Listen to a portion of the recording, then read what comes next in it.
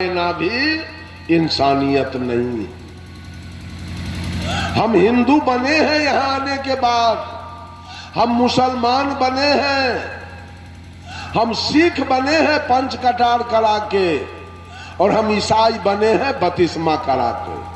जो हिंदू बना वो मंदिर बनाया, जो मुसलमान बना वो मस्जिद बनाया, जो सिख बना वो गुरुद्वारा बनाया, और जो ईसाई बना वो गिरजा घर बना लिया। हिंदू के मंदिर में कीर्तन हो रहा है रामा रामा हरे हरे, मुसलमान के मस्जिद में इबादत हो रही है, सिख के गुरुद्वारा में अरदास हो रहा है, ईसाई के गिरजा घर में प्रार्थना चल रही है। हिंदू के भगवान अरवा चावल बतासा और तुलसी के पत्ता खाता है।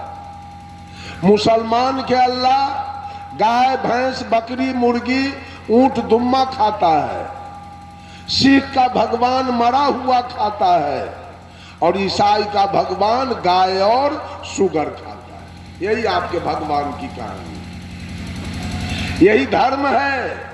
इसी का नाम है हिंदू धर्म, इसी का नाम है इस्लाम धर्म, इसी का नाम है सिख धर्म, और इसी का नाम है ईसाई धर्म। कबीर ने चारों का विरोध किया।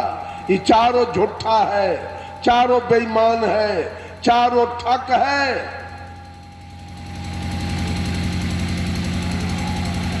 साहब कबीर ने तमाम लोगों को सही रास्ता दिखाया, मानवता की रास्ता दिखाया। ये सारे बनाने वाले धर्म न हिंदू बौद्ध है, धर्म न मुस्लिम जैन, धर्म है चित्त की शुद्धता, धर्म शांति सुख चैन। जिससे शुद्ध शुद्ध लिखना बोलना पढ़ना आ जाए उसे हम व्याकरण कहते हैं, और जिससे मन वचन और आचरण तीनों पवित्र हो जाए उसे हम धर्म कहते हैं। ये धर्म की परिभाषा, यही है धर्म की परिभाषा। मैंने कहा एक एक जीव जंतु अपने अपने धर्म पर अनादि काल से चलते आ रहा है। गाय कोई पंथ में नाम नहीं लिखवाई है, गाय कहीं मंदिर मस्जिद नहीं गई, कोई पूजा त्योहार नहीं किया, कोई तीर्थ व्रत नहीं किया, लेकिन आज तक वो गाय अपने नेचर पर, अपने गुण पर, अपने स्वभाव पर, अपने विचार पर आज तक चल रही है। वो गाय धर्म पर चल रही है। लेकिन मनुष्य अपना धर्म छोड़ दिया है।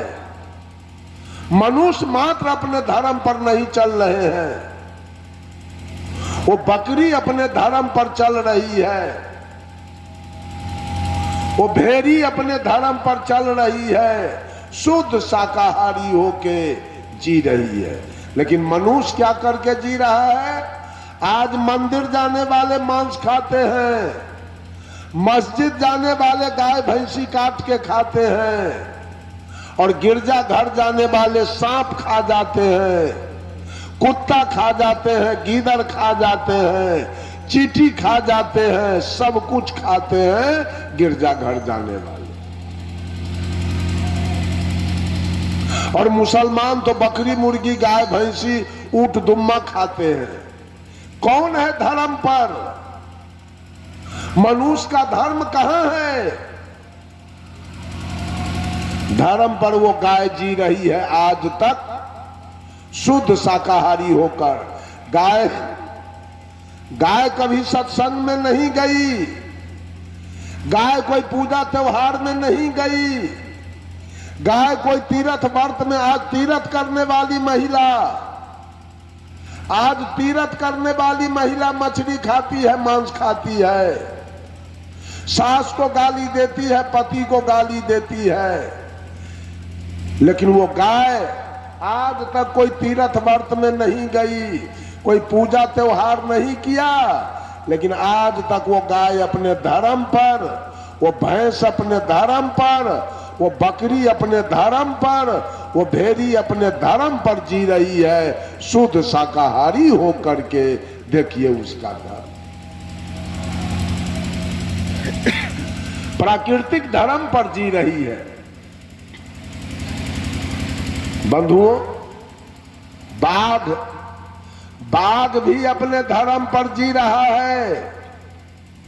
बाघ के सामने खरे दूध के तस्मई, पेड़ा, रसगुल्ला, काजू, किशमिश, बादाम रख दिया जाए और बगल में मांस रख दिया जाए, बाघ क्या खाना पसंद करेगा? काजू किशमिश खाएगा कि मांस खाएगा? उसका प्राकृतिक धर्म है मांस खाना। बाघ का प्राकृतिक धर्म है मांस खाना। वो मर जाएगा भोजन के बिना, उपवास रख लेगा, लेकिन वो काजू किशमिश नहीं खाएगा, बाघ पेड़ा रसगुल्ला नहीं खाएगा। वो जब खाएगा तो मांस खाएगा। अतः बाघ भी अपने धर्म पर जी रहा है। प्रकृति ने उसका धर्म बनाया, नेचर बनाया, गुण बनाया, स्वभाव बनाया मांस खाने वाला। वो बाघ मांस खाएगा लेकिन मिठाई को छू नहीं सकेगा। बाघ भी अपने धर्म पर जी रहा है। बगल में देखे आप, हाथी बना हुआ है। हाथी हो, घोड़ा हो, ऊंट हो, गधा हो, सब के सब अपने प्राकृतिक धर्म पर जी रहे हैं। हाथी शुद्ध शाकाहारी होकर जी रहा है, घोड़ा शुद्ध शाकाहारी होकर जी रहा है, ऊंट शुद्ध शाकाहारी होकर जी रहा है, गधा शुद्ध शाकाहारी होकर जी रहा है। लेकिन मनुष्य आज मांस खा रहा है, मछली खा रहा है। इनका धर्म कहां चला गया? आज रामायण पढ़ने वाले मांस खाते हैं, गीता पढ़ने वाले मांस खाते हैं, वेद पढ़ने वाले पंडित लोग मांस खा लेते हैं, पुराण पढ़ने वाले मांस खाते हैं। लेकिन वो गाय, वो भैंस, वो बकरी, वो हाथी, वो घोड़ा, वो ऊंट, वो गधा, कोई वेद पुराण नहीं पढ़ा आज तक, और आज तक अपने धर्म पर जी रहा है। बोलिए, धार्मिक प्राणी वो पशु है कि आदमी है?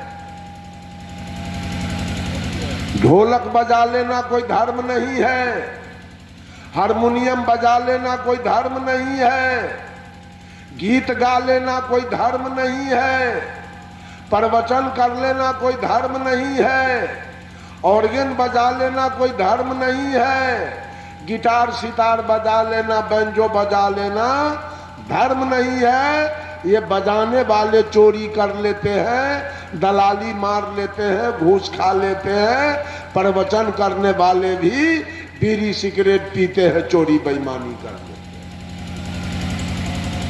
तो प्रवचन करना धर्म कैसे हो गया? और एक बात और जान लीजिए, धर्म से आपकी मुक्ति भी होने वाली नहीं है। इसलिए कि धर्म तो स्वभाव को कहते हैं। तो गाय का स्वभाव है घास खाना, गाय का धर्म है घास खाना। तो गाय घास खा के सतलोक नहीं चली जाएगी। और बाघ का धर्म है मांस खाना, तो बाघ मांस खा के सतलोक नहीं जाएगा। और बगुला का धर्म है मछली खाना, तो बगुला मछली खा के बैकुंठ नहीं जाएगा।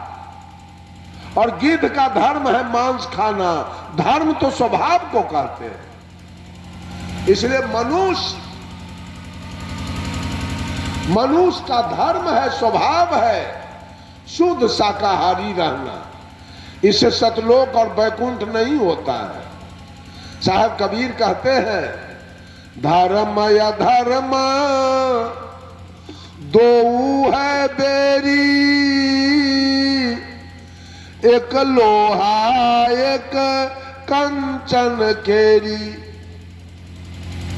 अगर सुग्गा को सोना के पिंजरा में रख दिया जाए, सुग्गा खुश रहेगा, और लोहा के पिंजरा में रखा जाए तो खुश रहेगा।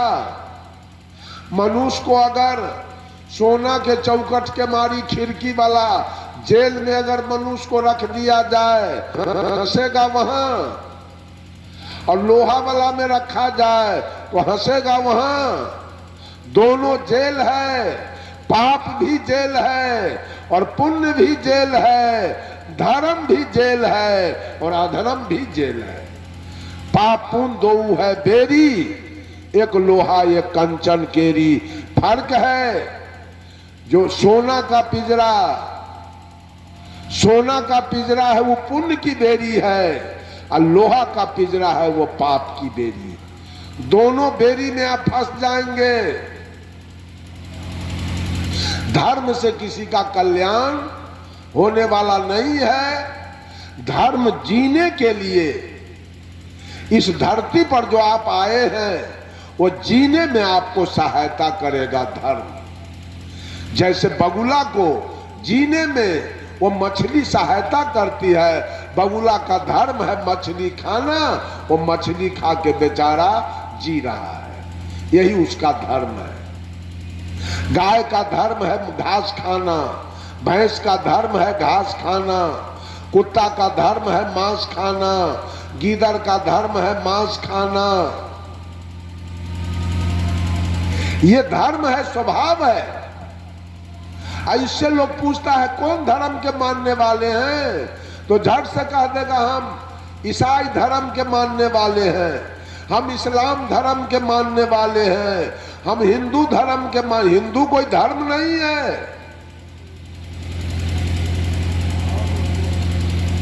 हिंदू एक वर्ग है, हिंदू एक समूह है। बंधुओं, जैसे कांग्रेस बीजेपी सपा बसपा एक दल है, एक पार्टी है, वैसे रामानंदी आर्य समाज आनंद मार्ग गायत्री परिवार एक दल है, एक पार्टी है। कांग्रेस बीजेपी दल है, दल अनेक होते हैं, लेकिन दिल्ली में पार्लियामेंट एक होता है। जो दल जीत के जाए उसी पार्लियामेंट में सरकार बनावे। उसी प्रकार से दल अनेक होते हैं, धर्म एक होता है। और धर्म का परिभाषा साहब कबीर ने दिया, जहां दया वहां धर्म है, जहां लोभ वहां पाप, जहां क्रोध वहां काल है, जहां क्षमा वहां आप। दया ही धर्म का मूल है।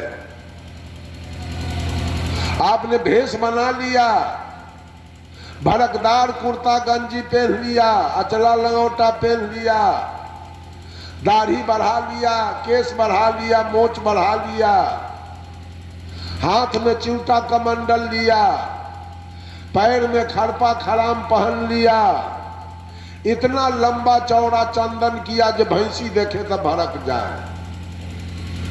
लेकिन दया आपके दिल में थोड़ा सा भी नहीं है तो भेष बनाने से और पूजा करने से और तीर्थ में जाने से कोई व्यक्ति धार्मिक नहीं हो सकता। दया ही धर्म का मूल है। अगर आपके पास में दया का अभाव है तो आप धार्मिक प्राणी नहीं हो सकते। दूसरी घटना, लोग कहते हैं फलाना आदमी अपना दल बदल लिया, फलाना आदमी अपना धर्म बदल दिया। धर्म किसी कीमत में बदला नहीं सकता है, बदल जाता है दल।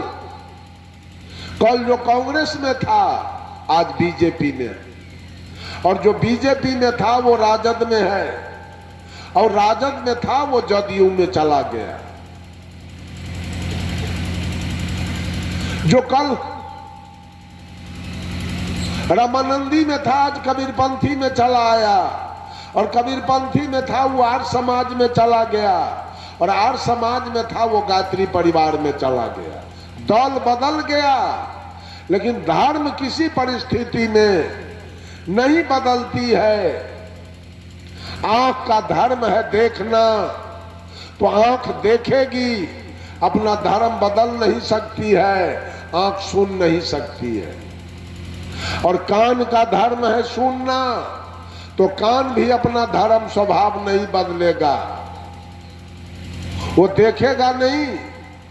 और नाक का धर्म है सूंघना, तो नाक भी अपना धर्म नहीं बदलेगा, नाक सूंघेगा, बोलेगा नहीं। और मुंह का धर्म है बोलना, तो मुंह बोलेगा, सुनेगा नहीं। और त्वचा का धर्म है स्पर्श करना, तो त्वचा स्पर्श करेगा, देखेगा नहीं। धर्म किसी परिस्थिति में बदला नहीं सकता है। दल बदल जाएगा, धर्म नहीं बदला सकेगा। बंधुओं, दल कुछ लोगों का होता है, जैसे कांग्रेस कुछ लोगों का दल है, बीजेपी कुछ लोगों का दल है, समाजवादी कुछ लोगों का दल है, और बहुजन समाज पार्टी कुछ लोगों का दल है।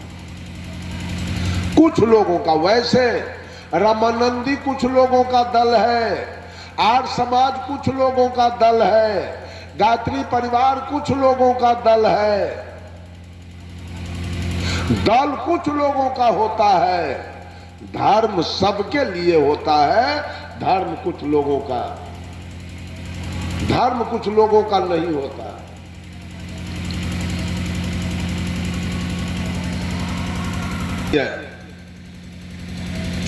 कांग्रेस कुछ लोगों ने मिलकर दल बनाया है, बीजेपी कुछ लोगों ने मिलकर दल बनाया है, समाजवादी कुछ लोगों ने मिलकर दल बनाया है, और बहुजन समाज पार्टी भी कुछ लोगों ने मिलकर दल बनाया। दल कुछ लोगों के द्वारा बनाई जाती है। उसी तरह से रामानंदी कुछ लोगों ने दल बना लिया, आर्य समाज, गायत्री परिवार, युग निर्माण मिशन, बाल जुगेश्वर कुछ लोगों ने मिलकर दल बना लिया। दल कुछ लोगों के द्वारा बनाई जाती है, धर्म बनाने की जरूरी नहीं, धर्म सबके लिए होता है। बंधुओं, मैं धर्म पर चर्चा कर रहा हूं, प्राणी नहीं। पदार्थ भी अनादि काल से अपने धर्म पर चल रहा है, व्यक्ति नहीं, वस्तु भी अपने धर्म पर चल रहा है। ये माइक का धर्म है, आवाज को खींचकर इस बक्सा को देना, हॉर्न को देना। ये माइक अपने धर्म का पालन कर रहा है, और बक्सा और हॉर्न अपने धर्म का पालन कर रहा है। वो आवाज को गांव वालों के निकट तक घरे घर पहुंचा रहा है। यह बिजली के बल्ब का धर्म है, प्रकाश देना, अपने धर्म का पालन कर रहा है। जनरेटर का धर्म है, करंट पैदा करना, वो अपने धर्म का पालन कर रहा है।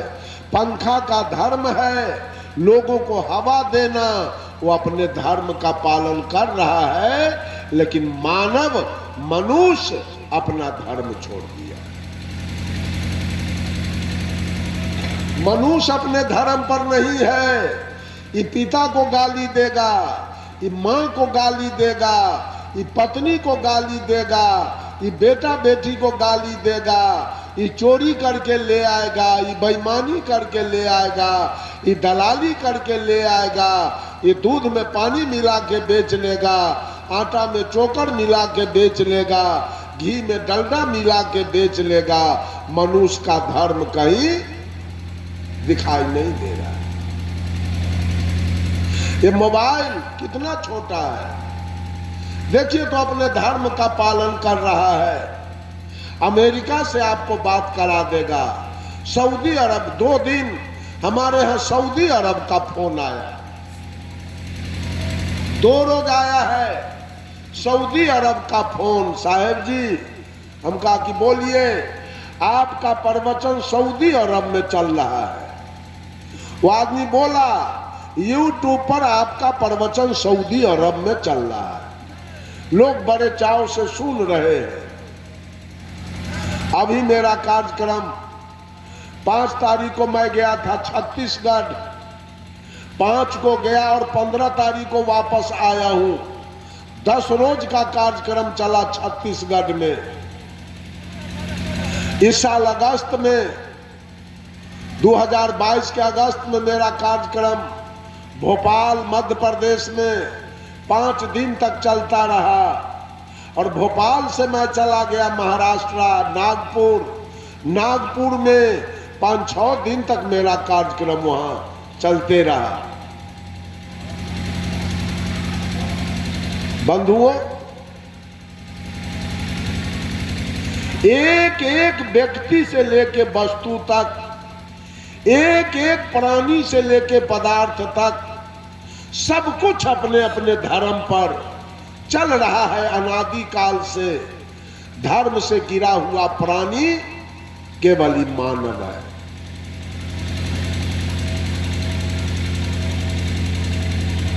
चर्चा है,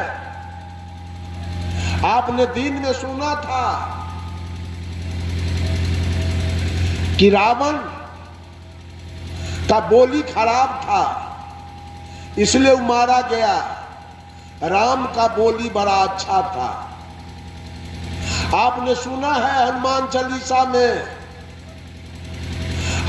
चालीसा में आप लोग सुने होंगे, तुम्हरो मंत्र विभीषण माना, लंकेश्वर भय सब जग जाना।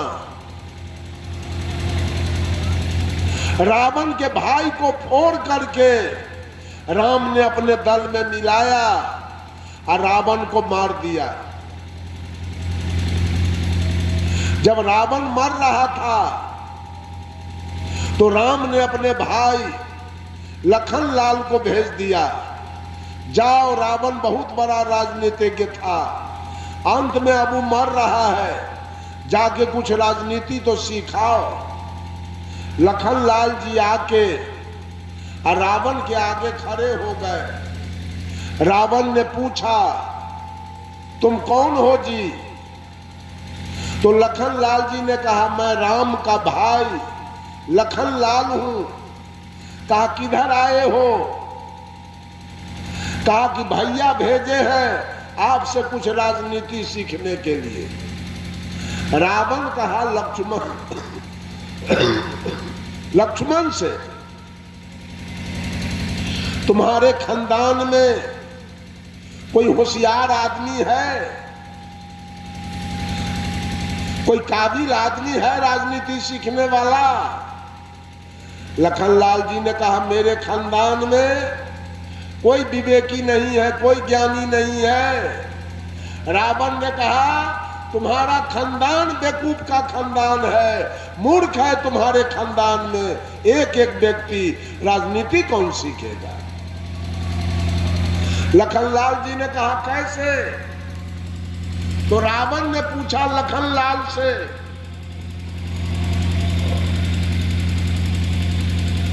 तुम्हारे भाई राम को राजगद्दी मिल गया था अयोध्या के, वनवास किसने करा दिया? किसके बात को बूझकर तुम्हारे पिता दशरथ जी राम को वनवास दे दिया? तो लखनलाल जी ने कहा, माता केकई के बात बूझकर। कहा, तो तुम्हारा पिता होशियार है? अरे पत्नी के बात समझने वाला होशियार होता है, एक नंबर का बेवकूफ तुम्हारा बाप है जो पत्नी के बात बूझकर और तुम्हारे भाई राम को वनवास करा दिया। आप लोग विचार कीजिएगा, पूजा करने वाले, राम के पूजा करने वाले, जरा विचार कीजिएगा। रावण कहा, और तुम्हारी मां कैकेयी किसके बात को बूझकर राम को वनवास करा दिया? तो लखनलाल जी ने कहा, मंथरा नौरिन के बात बूझकर। कहा तुम्हारी मां होशियार है, ज्ञानी है, नौरिन के बात बूझने वाली औरत ज्ञानी होती है, विवेकी होती है, एक नंबर के मूर्ख तुम्हारी मां है। दोनों मूर्ख हो गया। कहा और? अरे भैया राम को कहते हो बड़ा, बहुत बड़ा अंतर्जामी है, तो मेरा मामा मारीच कपट का मिर्गा बन के और दौड़ा जंगल की ओर। तुम्हारा भाई राम पहचाना नहीं कि सही मिर्गा है कि कपट का मिर्गा है, जो उसके पीछे तीर धनुष लेके गया। एक नंबर का मूर्ख तुम्हारा भाई राम है। और जब हमारा मामा मिर्गा दौड़ते दौड़ते राम पीछे से तीर धनुष लेके दौड़ते दौड़ते जब ओझल हो गए, तो हमारा मामा मारीच बोला, दौड़ो लक्ष्मण, बचाओ बचाओ। तो तुमको तो सीता के रखवारी में रख गए थे राम। तुम आवाज को समझा कि मेरा भैया बोल रहा है कि कोई और बोल रहा है? तू जो सीता को छोड़ के और दौड़ के यहां से गया, तू होशियार है, तू एक नंबर के बेवकूफ तुम है। कहा तुम्हारी भाभी होशियार है, जब तू उसको अग्नि बाण से घेर दिया और तब गया भैया के पीछे, वो अग्नि बाण से निकली क्यों जो हम उठा के ले गए? एक नंबर के बेवकूफ तो तुम्हारी भाभी है। ये पांचों में होशियार के है? आप लोग जरा विचार करके देखिए। ये पूजा करने से कल्याण हो जाएगा? एक बात मैं और बता देना चाहता हूं, ये जिस रामायण में 8 कांड है, 8 कांड जिस रामायण में है, जिसमें लौह कुश कांड भी है, वो रामायण अगर मिल जाए, तुलसीदास जी का लिखा हुआ है, उस रामायण में लौह कुश कांड उलट के आप पढ़ेंगे। जब राम रावण की लड़ाई खत्म हो गई,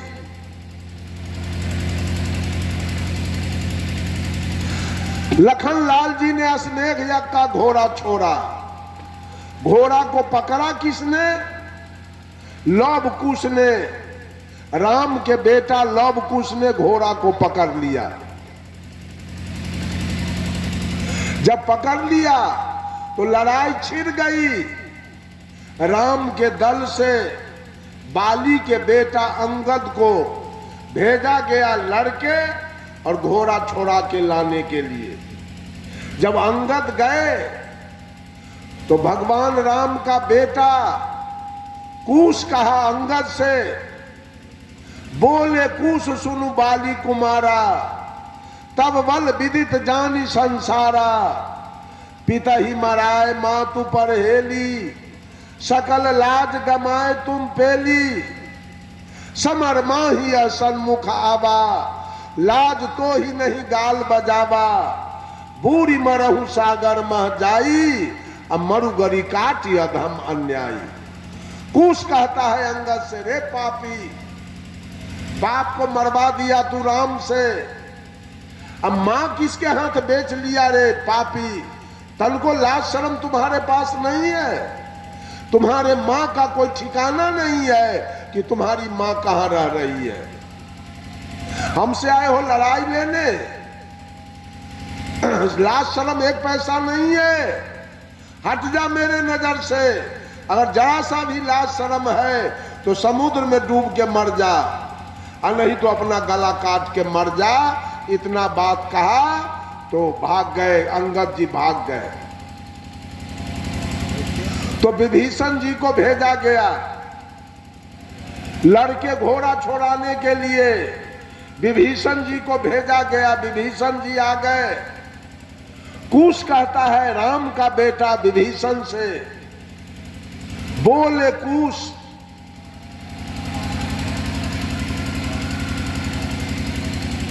कुश कहता है विभीषण से, सुन सठ बंधु ही समर जुझाई, शत्रु ही मिलहु परम कदराई, पिता समान बंधु बर तोरा, तिरिया तासु लय घर बर जोरा, पापी मात कहीं कई बारा, सो पत्नी यह धर्म तुम्हारा।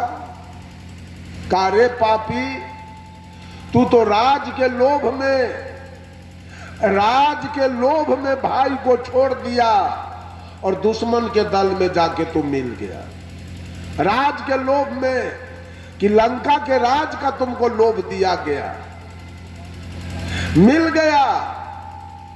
सुन सठ बंधु ही समर जुझाई, शत्रु ही मिलहु परम कदराई, पिता समान बंधु बर तोरा। अरे बड़ भाई होता है बाप के समान और बड़ भौजाई, बड़ भाई बाप के समान और बड़ भौजाई मां के समान। मंदोदरी तुम्हारी बड़ी भाभी थी, पिता समान बंधु बर तोरा, तिरिया तासु लय घर बर जोरा। और उस बड़ भाभी को, उस मां को तू अपने घर में पत्नी बना के रखा है। कुश कहता है, पापी मात कहीं कई बारा, सो पत्नी यह धर्म तुम्हारा। अपने कान से मैं सुना कि मंदोदरी को 1000 दिन तुम मां कह के पुकारा था, उस मां को आज पत्नी बना के कैसे तू घर में रखा है। कहा आँखिन आगे ते टड़ जाई, और नहीं तो मृत्यु निकट चली आई। मेरे नजर से हट जा, और नहीं तो अभी मैं मार दूंगा। कुश कहा विभीषण के, बस विभीषण भाग गया। जब विभीषण जी भाग गए तो भगवान राम स्वयं आ रहे हैं अपने बेटा से लड़ने के लिए। पता नहीं कि मेरा ही बेटा है। आ गए तो कुश पूछ रहा है पिता से, जही अगबद्धो व्याध जिनी बाली, सोई सुकंठ पुनि किन्ह कुचाली, सोई करतूती विभीषण केरी, आ सोई राम सपनों नहीं हेरी। काहे राम, जिस पाप के चलते आपने बाली को व्याधा बन के मार दिया, उससे कम पापी सुग्रीव था जिससे आपने दोस्ती किया। आपने बाली को मारा क्यों? तो भगवान राम ने अपने बेटा से कहा, पुत्र बधू भगनी सुत नारी, सुनु सठ ये कन्या समचारी, इन्हीं को दृष्टि बिलोक जोई, ताके बधे कछु पापन होई। बेटा से कहते हैं राम, ऐ बेटी, भगनी, पुतोह और भाभो, ये 4 होता है कन्या के समान। इस पर जो गलत दृष्टि डाले उसको मार देने में कोई हर्ज नहीं है। इसलिए मैं बाली को मारा कि बाली अपने भाभो से प्यार कर रहा था, और भाभो का दर्जा है बेटी के समान। तो इसलिए सुग्रीव के पत्नी का नाम था रोमा। बाली अपने भाभो से यानी अपने बेटी से प्यार कर रहा था, इसलिए मैं मार दिया। तो बेटा पूछता है कुश कि अगर भाभो का दर्जा है बेटी के समान, तो बेटी से प्यार करने वाले को आपने मार दिया पापी समझकर, तो बड़ भौजाई का क्या दर्जा है सो बोलिए। तो भगवान राम ने कहा, बड़ भौजाई का दर्जा है मां के समान। तो फिर बाली मारा गया, और बाली की पत्नी तारा सुग्रीव के बड़ भौजाई थी। उस बड़ भौजाई से ब्याह करके सुग्रीव रख लिया। तो आपने बेटी से प्यार करने वाले को मार दिया, और मां से प्यार करने वाले से आपकी दोस्ती चल रही है। राम को भगा दिया बेटा, मैदान छोड़ा दिया बेटा कुश, और चले गए राम बैरन वापस। आज धार्मिक बनने चले हैं राम के पूजा करके। साहब कबीर पूछते हैं, श्वेत बांध के पार गए सीता के भरतार, ताही अगस्त मुनि अच गयो इनमें को करतार। ऐ दुनिया के लोगों, तुम्हारे रामचरित्र मानस में लिखा है कि सीता के पति, सीता के दुल्हा राम श्वेत बांध रामेश्वर बांध के लंका गए, और तुम्हारे रामायण में लिखा है उस समुद्र को अगस्त मुनि ने एक चिरुआ में उठा के पी गया। जिस समुद्र में पुल बना के राम लंका गए, उस समुद्र को एक चिरुआ में उठा के अगस्त मुनि पी गए। तो सदगुरु कबीर ने पूछा है, कंपैरिजन करके बता दो कि पुल बनाने वाला बड़ा कि पी जाने वाला बड़ा, कौन बड़ा होगा? बड़ा कौन होगा? आज पीने वाले की कौन पूजा कर रहा है अगस्त मुनि के? कोई पूछने वाला नहीं है, और सारा दुनिया पुल बनाने वाले के पीछे पड़ा हुआ है। साहब कबीर कहते हैं, गिरवर धारे कृष्ण जी, धौलागिरी हनुमंत, अशेष नाग सब सृष्टि संहारे, तो तीनों में के भगवंत? बोलो, गोवर्धन उठाने वाला बड़ा कि धौलागिरी उठाने वाला बड़ा कि पूरे सृष्टि को उठाने वाला बड़ा? तीनों में बड़ा कौन होगा? पूरे सृष्टि के उठाने वाला बड़ा, उसकी पूजा कौन कर रहा है? सब गोवर्धन वाले के पीछे और सब धौलागिरी वाले के पीछे पड़ा हुआ है। साहब कबीर ने कहा, काटे बंधन विपत्ति में कठिन कियो संग्राम, मैं तो ही पूछो पंडिता गरुड़ बड़ा की राम। जब भगवान राम नाग फांस में बंध गए तो काटा कौन? नाग फांस बंधन कौन काटा? गरुड़ जी ने। कबीर साहब पूछते हैं पंडित से, क्या बोलो वहां गरुड़ बड़ा की राम बड़े हैं? जरा होश संभालिए, कल्याण का मार्ग खोजिए। बिना कबीर से किसी का कल्याण होना संभव नहीं है। हिंदी के प्रकांड विद्वान डॉक्टर हजारी प्रसाद द्विवेदी ने लिखा है कि हाथी के पांव में सबके पांव, हाथी सड़क पर जा रहा है और उसके पैर का चिन्ह अगर उग गया रास्ते पर, दुनिया के कोई भी जानवर का पैर उस हाथी के पैर के चिन्ह पर रखा जाए तो हाथी के पैर से बाहर हो जाएगा। हजारी प्रसाद द्विवेदी ब्राह्मण होकर लिखा कि कबीर के वाणी से बाहर इस जगत में किसी की वाणी नहीं, सबसे आगे है कबीर की वाणी। मनुष्य किसको पूज रहा है, किसकी भक्ति कर रहा है, कहां से आपका कल्याण होने वाला है? सारे लोग दलाली चला रहे हैं, दलाली से बचिए।